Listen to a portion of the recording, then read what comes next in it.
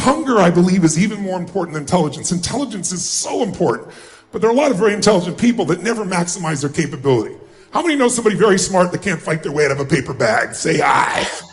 So intelligence is so valuable, but hunger is even more.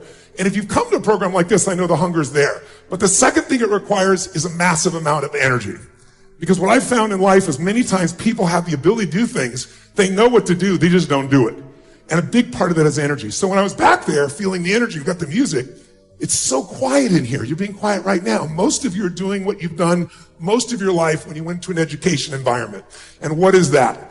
You're now learning the way you did when you went to a 20th century school.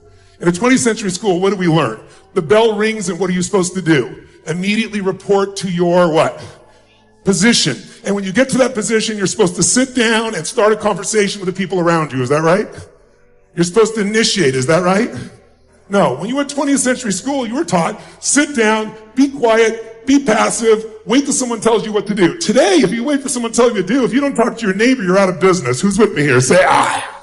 So I'd like to change this, because how many of you in this room have ever gone to an environment where you learned something that you thought was really, truly valuable? No one sold you on it. You personally thought, this is really something that could change my business, change my life. You were excited about it. But when you went home, you literally never applied a bit of what you've learned. Who's ever done this before? Raise your hand, say aye. Oh, come on. If you're not raising your hand, you lie about other shit too. Raise your hand, say aye. Who's done this more than once in your life? Say aye. Who still feels intelligent? Say aye. So we're all smart people. Why would smart people learn something, get an environment like this, and then not maximize it? It's because we've all been conditioned by our traditional education, which was designed back in the 19th century, 20th century, where you're designed to get a job, where you were supposed to report at a certain position, someone told you what to do. Basically, it was an assembly line. Today, that's not true. So I like to break out of that, because research shows if you sit and listen to me passively like you are right now, you're being very nice, smiling, nodding your head, being sweet, I appreciate it. But if you do that, research shows 3 months from now, you'll remember about 10% of what was said, which basically was wasting your time, and wasting mine too. I don't want to waste yours, much less mine. So if you listen and take notes, it jumps up to the 40, 50 percentile, even if you never look at the notes again. Because just writing it down drives the groove deeper. So I'd encourage you to do that. I don't see many of you with any form of notes, but I know you have your phones. Some of you do, but if you have no notes, you must not have had a very high expectation of much value coming out of the session, clearly. But thirdly, if you physically engage your body, which is what I like to do, your voice, your body, your energy, engagement is part of what we're going to talk about here in business. It's the most pathetic level in a long time worldwide. Even though we have all these tools for productivity, we have all these tools for distraction. And as a result, most people are not maximizing. So if we want to transform, the thing we really need to be able to shift is get ourselves engaged at a different level. So what I'd like to ask you to do is, from here on out, if you're willing to, is let's start with some energy. Because let me ask you a question. If you have two people in a relationship, let's just go intimate for a moment.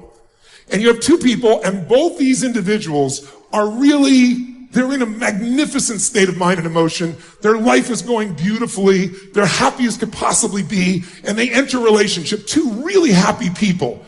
What's that relationship going to be like? You tell me. If you know nothing else, what kind of relationship is going to be if you got two people in a great peak state? Tell me, what's it going to be like?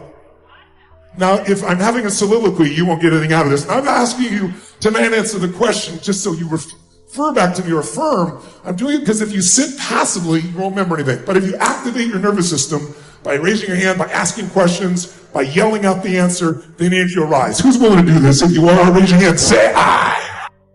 I spoke at an education summit for Microsoft. I also spoke at an education summit for Apple. At the Education Summit for Microsoft, I would say that 70% of the executives spent about 70% of their presentations talking about how to beat Apple. At the Apple Education Summit, 100% of the executives spent 100% of their presentations talking about how to help teachers teach and how to help students learn. One is playing this way, and one is playing that way. One is playing finite, and the other one is playing infinite. Guess which one gets frustrated? So at the end of my talk at Microsoft, they gave me a gift. They gave me the new Zune when it was a thing. And let me tell you, this thing was spectacular. It was the most elegant piece of technology I'd ever used. The user interface was incredible. The design was spectacular. I absolutely loved it. It was easy to use, and it was bright and gorgeous and fantastic. It didn't work on iTunes, which is a different problem, so I couldn't use it, but it was amazing. And elegant. My God, it was elegant. So I'm sitting in the back of a taxi with a very senior Apple executive, sort of employee number 12 kind of guy. And, you know, I like to stir pots. So I turned to him, I said, you know, Microsoft gave me their new Zoom, and it is so much better than your iPod Touch. And he turned to me and he said, I have no doubt. Conversation over.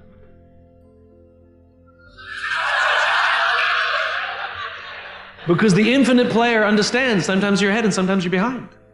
Sometimes your product is better and sometimes it's worse.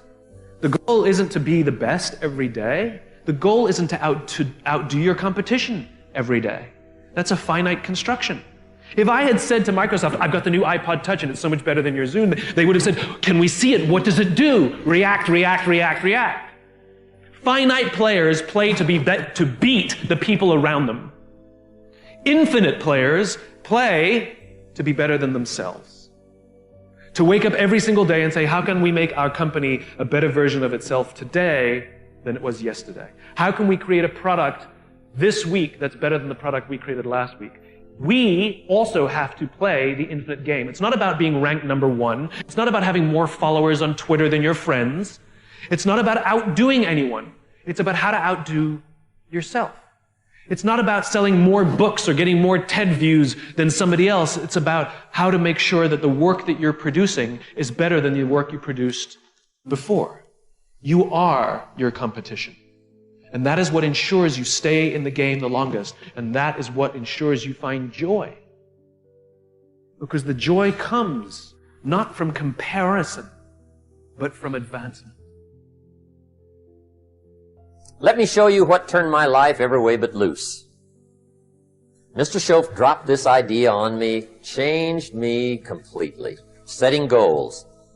Here's what can easily happen if you don't set goals.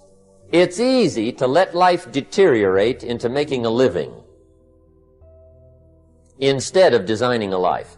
And we all have a choice. Make a living or design a life. It's easy to get trapped by economic necessity and settle for existence rather than substance. That's easy.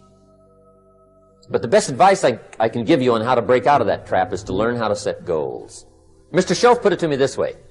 He said, Jim, if you had enough reasons, you could do the most incredible things. I never forgot how he put that.